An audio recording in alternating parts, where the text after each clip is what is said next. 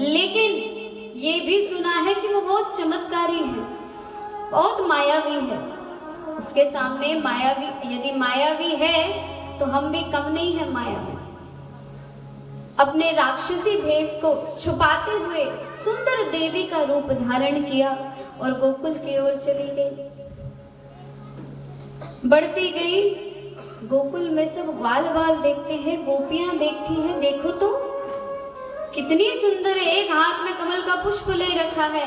सब लोग अपने मन में कल्पना करने लगे कि ऐसा लग रहा है मानो नंद के घर नारायण का जन्म हुआ हो और उनसे मिलने माता लक्ष्मी आई हैं।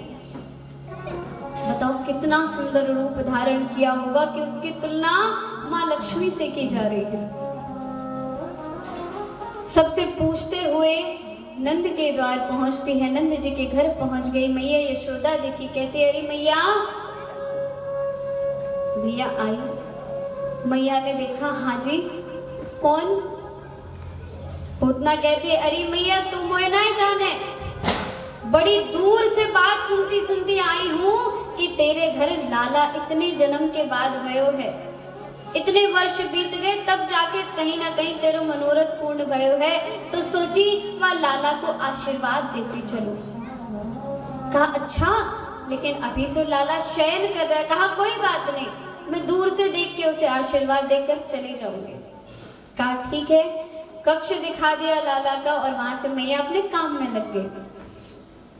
अब लाला ने देखा कि कोई आ रहा है। मामा कंस ने अपना कार्य करना आरंभ कर दिया है। पूतना को आते हुए देखकर भगवान ने अपने नेत्र बंद कर लिए। अब इसके बहुत सारे कारण बताए जाते हैं। संत अपनी अपनी व्याख्या से इसे अलग अलग वर्णन में बताते हैं। कहते हैं भगवान ने नेत्र बंद कर लिए क्योंकि ये पूतना राक्षसी है, जिस मंतव्य से आ रही है यदि मेरे नेत्रों में देख लेगी तो मोहित हो जाएगी, तो जो कार्य करने आई है वो नहीं कर पाएगी। दूसरा कारण कि वो अपने स्तन में कालकूट विष लगाकर आई है, तो अपने इष्ट भोलेनाथ को स्मरण किया कि बाबा ये विष तो तुम पान कर लो और इस दुग्ध का पान मैं कर लूंगा। तो अन्य अन्य व्याख्याएं बताई जाती हैं। प्रभु ने अपने नेत्र बंद कर लिए। पूतना ने आकर देखा कि प्रतीत तो हो रहा है कि बड़ा मायावी बालक है। हम भी देखते हैं कितनी माया है इसमें।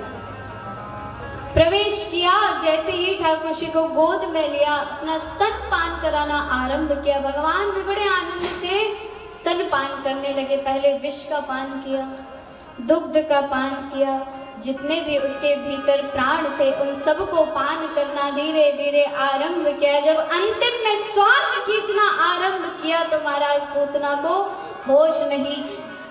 घर से बाहर जाके विशाल काय रूप बन गया, राक्षसी वेश बन गया। अंत में चिल्ला चिल्ला कर कहते हैं पूतना पूतना, इसलिए उस राक्षसी का नाम पड़ा पूतना। भगवान ने अंततः उसकी प्राण वायु को खींचकर उसको उद्धार किया। बोले भक्त वत्सल भगवान की। तो बताओ इतनी छोटी सी आयु में अभी जन्म लिए कितने दिन हुए,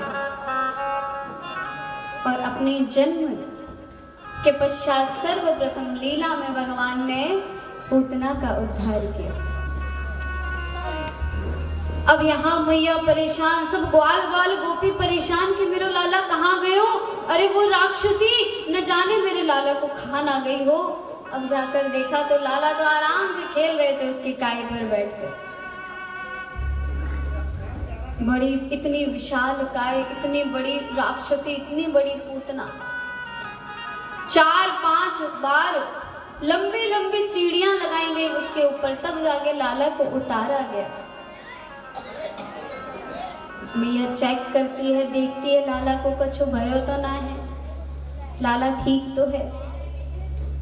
लाला को देख लिया, लेकिन देखो अपने शरीर को जलाने की व्यवस्था पूतना स्वयं करके गई। जितने प्रांगण में उसका शरीर गिरा उसके नीचे सूखे हुए वृक्ष थे, सब वृक्ष उसके गिरने से गिर गए, वहीं पर अग्नि का दान दे दिया और उसका सुंदर दाह संस्कार भी हो गया। ये है भगवत कृपा। भगवान की कृपा के बिना कुछ भी संभव नहीं है। आज भगवान जो गति मैया यशोदा मैया देवकी को मिलती, वो गति भगवान ने पूतना को प्रदान की है कि कैसे भी सही मैंने इसका दुग्ध पान किया तो ऋण तो उतारना था।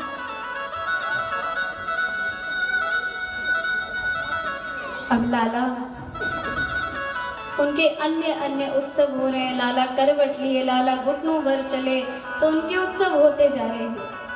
अब एक दिन सुंदर उत्सव हो रहा, सभी लोग आराम से पूजन में बैठे थे, तो मैया ने क्या किया, लाला को एक बैलगाड़ी के नीचे सुला दिया कि अभी तो ये सो गया है, सुला देते हैं शांति में। यहाँ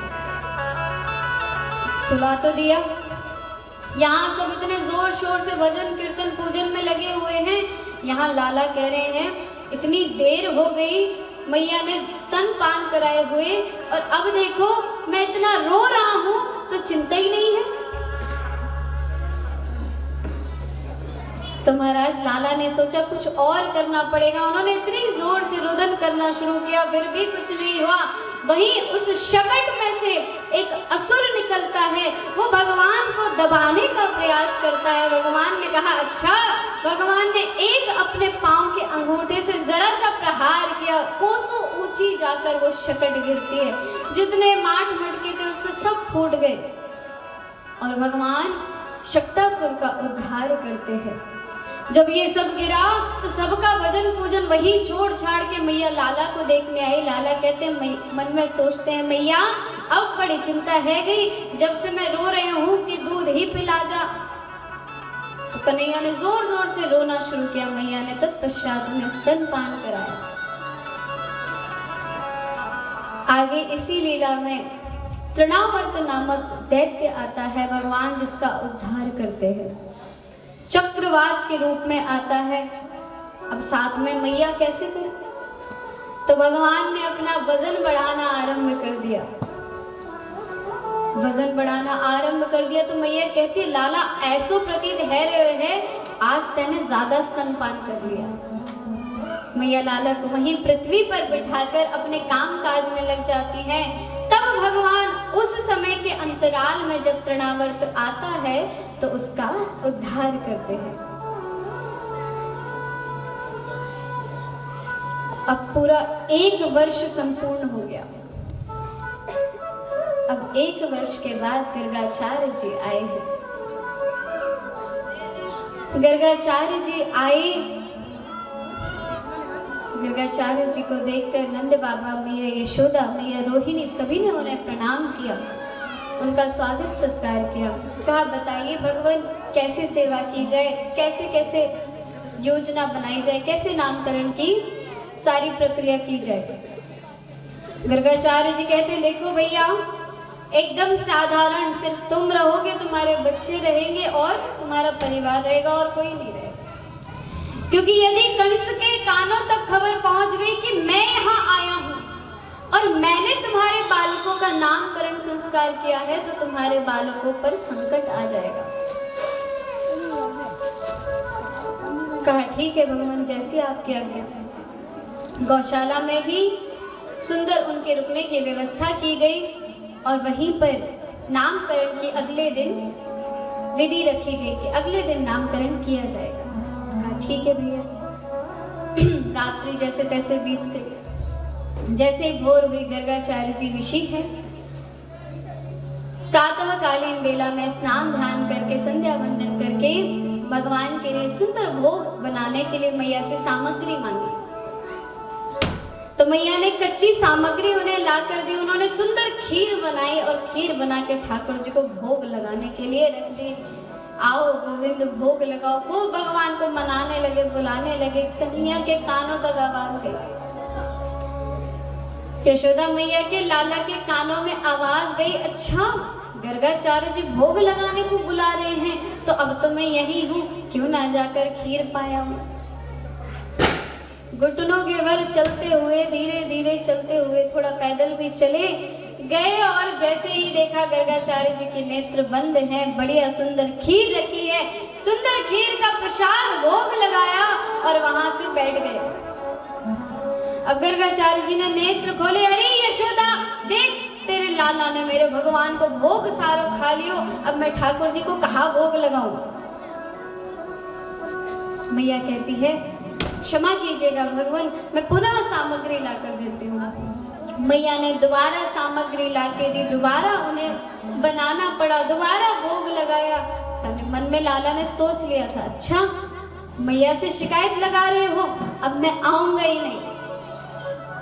पुनः भोग लगाया तो पुनः भगवान तो बहुत सरल, पुनः बुलाया तो पुनः भगवान आ गए, पुनः भोग लगा दिया और फिर से अब की बेर तो मैया ने किवाड़ लगा के ऐसे बंद कर दिया कि अब मैं बाहर निकल ही ना पाऊं। अब मैया ने किवाड़ी बंद कर दी। तीसरी बार फिर से गर्गाचार्य जी ने प्रसाद बनाया, भोग लगाया। अब अंततः गोविंद ने चतुर्भुज रूप धारण करके भगवान ने गर्गाचार्य जी को दर्शन दिया है। भगवान गर्गाचार्य जी भगवान को देखकर अत्यंत प्रसन्न हो गए, उनके चरणों में बार बार नमन करते हैं, प्रभु आज मैं धन्य हो गया कि आपने दर्शन दिया। भगवान कहते हैं दर्शन देने पड़े, अब 2 बार भोग लगा लिया तो तुमने मैया से शिकायत कर दी। गर्गाचार्य जी कहते हैं प्रभु मैं आपका आशय नहीं समझा। तब कहते हैं कि देखो मैं यहाँ यशोदा के घर में अवतरण होके क्यों आया।